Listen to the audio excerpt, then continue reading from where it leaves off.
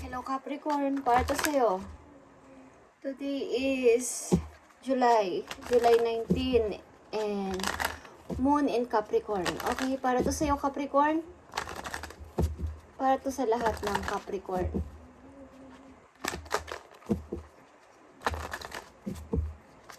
Ano ang inyong mensahe guys, Capricorn? Babae ka man o lalaking Capricorn, para to sa'yo.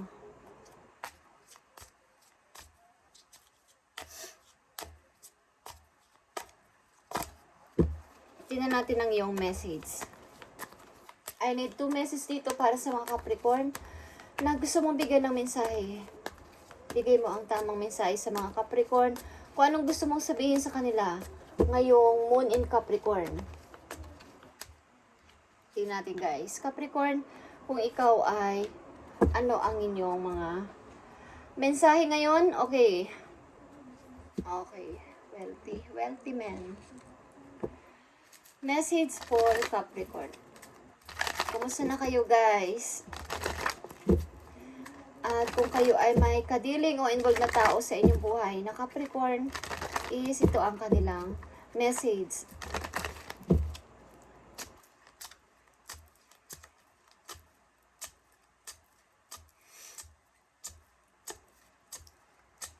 Tingnan natin. Mag-ingat kayo guys sa araw-araw at sobrang init ng panahon. Okay, maybe meron sa inyong gusto magmensahe guys about sa isang bagong opportunity, Capricorn. Opportunity is nagpapadya sa inyong buhay. Okay? Sa mga Capricorn, may mga bagong opportunity na maaaring nasa inyong way. Tingnan natin ang message sa inyo ng inyong angels, Capricorn. Ano ang gusto mong sabihin sa mga Capricorn na nandito sa reading? Ibigay mo ang tamang mensahe sa mga Capricorn na nandito sa reading. Okay, tingnan natin guys.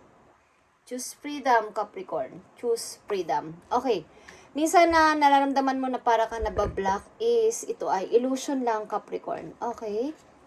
Okay, ang una mong message is lovers. Okay, ikaw ba ay may lovers, Capricorn? At masaya ka dito sa iyong lovers o sa iyong iniibig. Maaring kayo ay nasa relation, guys, na kayo ay malayo sa isa't isa or magkasama. Okay? Kayo ay masaya. Masaya ng iyong partner, Capricorn. Yeah. Sa katauhan o maybe o sa energy ng Leo, okay, ito ay Queen of Wands. Maaring mayroon kayong kadiling na Leo sa inyong buhay, Capricorn. Okay, titingnan natin yan guys. At message pa para sa inyo, marriage, okay. Kasal na kayo ng tao na to, Capricorn. Or nagbabala kayong magpakasal. Nagbabala kayong bumuo ng isang pamilya. Or gusto mo ulit magpakasal. Okay, alaman dito, gusto mo ulit magpakasal sa iyong lovers. Yeah, nakikita nyo to guys. 2 of Cups. Mahal mo ang tao na to na gusto mong pakasalan. Okay, masaya-masaya ka dito sa relation na to. At maring ito ay yung lovers. Okay, para to sa umiibig na Capricorn, guys.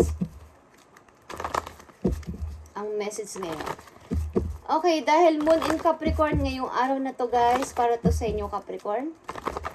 At may nagbabadya ding magandang opportunity sa iyong buhay. Guys, may nagbabadya. Maaring bagong trabaho o pagkakakitaan. Okay, may lovers ba kayong energy ng Leo? At balak nyo ring magpakasal again or balak nyo magpakasal sa inyong taong minamahal. Mahal nyo ang person na to. At like I said, malayo kayo ng person na to sa isa't isa. Tingnan natin. About ito sa inyong pag-ibig. Okay? Buhay ng mga pag-ibig ng mga Capricorn. Okay, kayo ay umiibig. Dito sa reading, ang mga nasa reading na Capricorn ay umiibig at give your relationship a chance. Okay? Mukhang nagbabalik ang tao na to sa'yo. Sa inyo. At maybe matagal na kayong magkakilala nito at nananatili kang single para dito. Para ipagpatuloy ang pagmamahalan ninyong dalawa. Okay? Ng taong iyong mahal talaga. doon ka lang kasi sa taong mahal mo talaga at hindi mo siya pinagpalit o hindi mo siya pinagpapalit kahit kanino. Okay, tingnan natin ang messages dito. Playfulness, guys. To recapture romance, allow your inner youthful spirit of fun to shine. Maaring kayo ay nawawalan din ng passion about na sa pag-ibig dahil dito sa tao na to. Maaring ang tao na lang na to ang iyong iniisip at gusto mong makasama talaga. Bagamat maaring kayo ay hiwalay o nagkahiwalay. Yeah, flirt. Extend your light-hearted Capricorn energy to others. Yeah, nawawalan talaga kayo ng passion about sa pag-ibig. Maaring hindi mo marilis ang tao na to. Maaring ang tao na to na yung iniisip ay hanggang ngayon, until now is siya pa rin ang mahal mo at nanatili kang single at hinihintay mo siya. Yeah. Kayo ay may anak ng person na to or your love life is being affected by children. Maaring may anak ka sa una, okay, Capricorn, at hindi ka makaibig talaga because alam mong maaapektuhan ang damdamin ng mga anak mo kapag sakaling ikaw ay iibig muli. Okay? Maaring gusto mo magpakasal again sa taong iyong mahal at meron kang lovers. Okay? Ano ang kahinat na ng relation na to sa mga Capricorn? Kung kayo umiibig, why not na hindi ninyo ialaw kung ito yung inyong kaligayahan, Capricorn.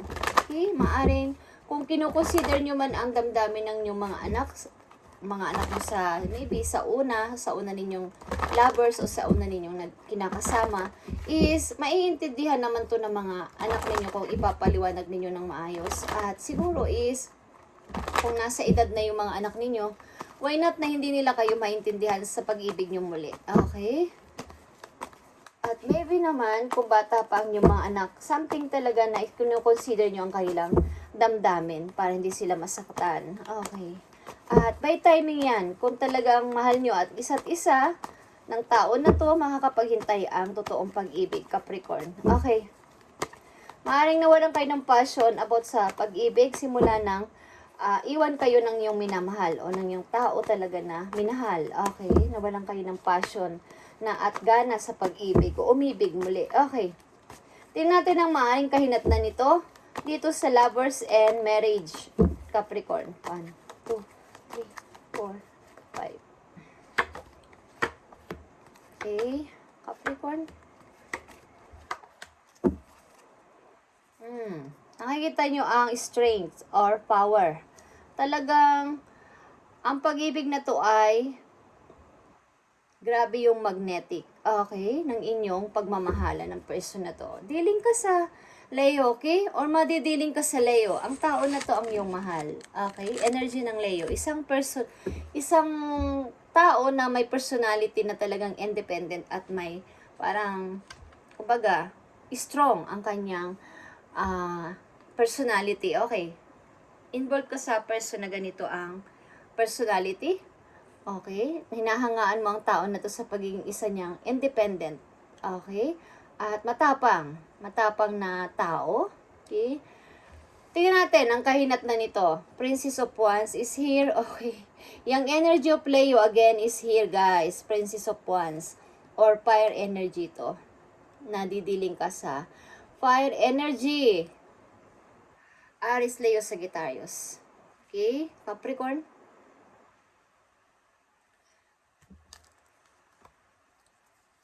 Nakikita nyo ang 5 of Cups.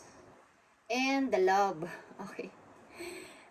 Okay, Capricorn. Kayo ay in love sa person na talagang parang nawala. Okay. Parang naghiwalay kayo ng tao na to, but love mo talaga siya. Hinihintay mo ang tao na to. Kung kailanman is, hihintayin mo pa rin siya. Parang divine timing. Okay?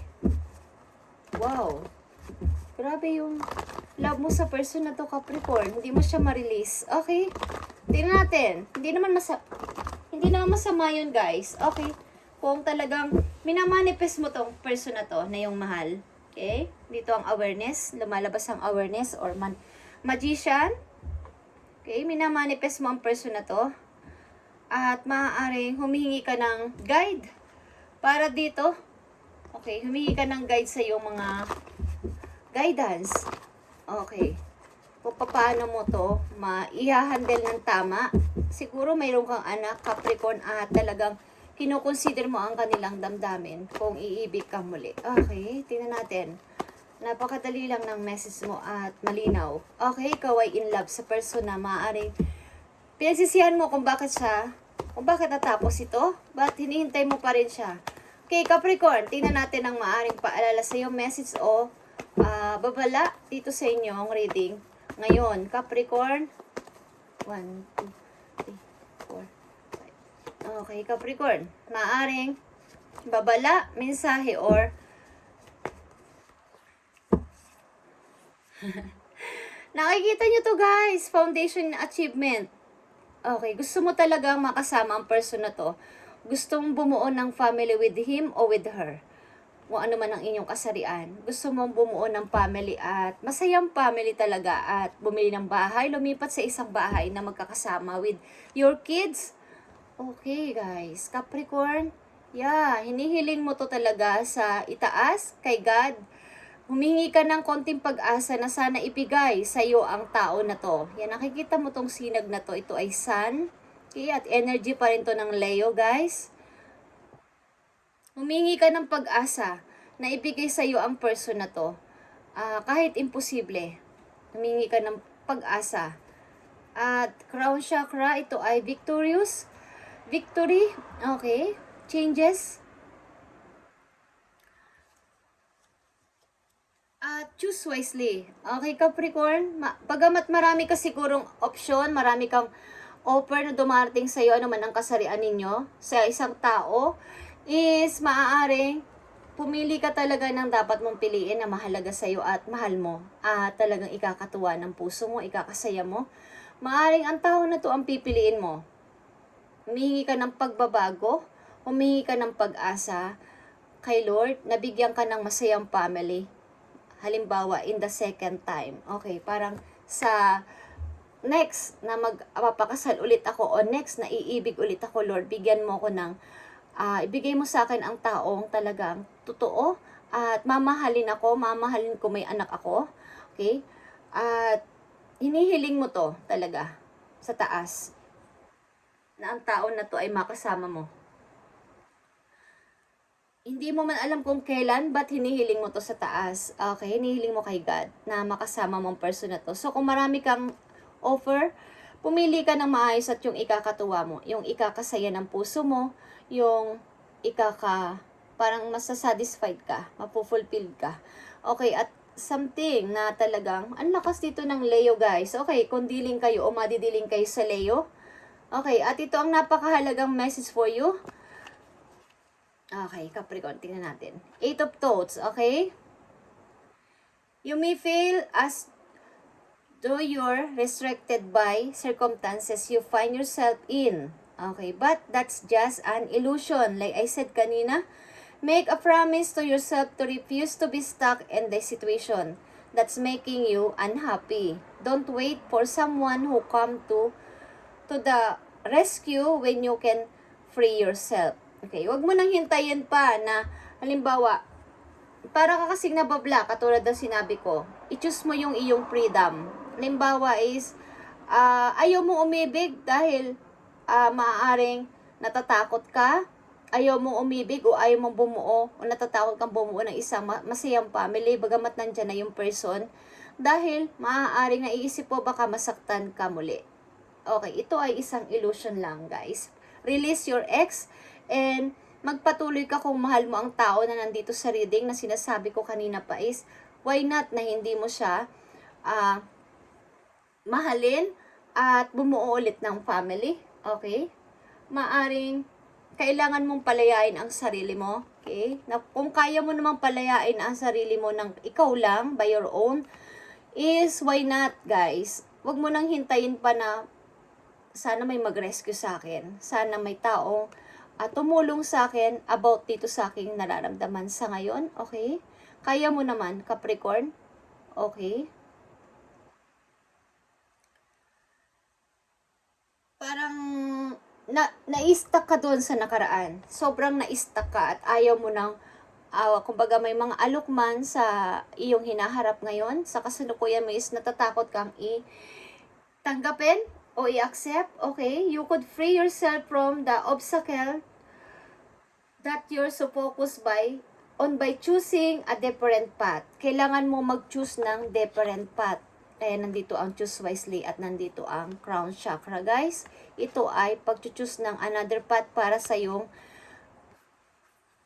pag-changes, pagbabago. Ito ay changes din, guys. Okay? Turn your thoughts away from negativity and instead envision endless others possibilities you might act upon. Okay. Nafe-feel mo lang na ikaw ay para kang nabablock pero hindi. Yun ay feeling mo lang. Okay? Kaya nandito yung playfulness at flirt. Ang ibig sabihin nito, guys, natatakot kayong damhin. Kung may umiibig sa inyo, natatakot nyong ialaw, natatakot kayong umibig again sapagkat kayo ay nandun naka-stuck sa isang situation na tapos na. Okay, Capricorn? Capricorn, this is your reading today at may mga paparating din sa iyo mga opportunity na matagal mo nang hinihintay na sana dumating na Lord. Maaring nasa way na, okay. Paparating na ang opportunity para sa iyo. So, choose wisely, guys. At huwag kang matakot pumili. Kung ikaw ay nagmamahal, huwag mong itago. Okay? Express yourself. Okay. Express your love. Okay, guys. Thank you and God bless, Capricorn, at pagpalain ka ni Lord sa iyong mga ginagawa at yung mga prayers mo is matupad. Okay? Thank you and God bless.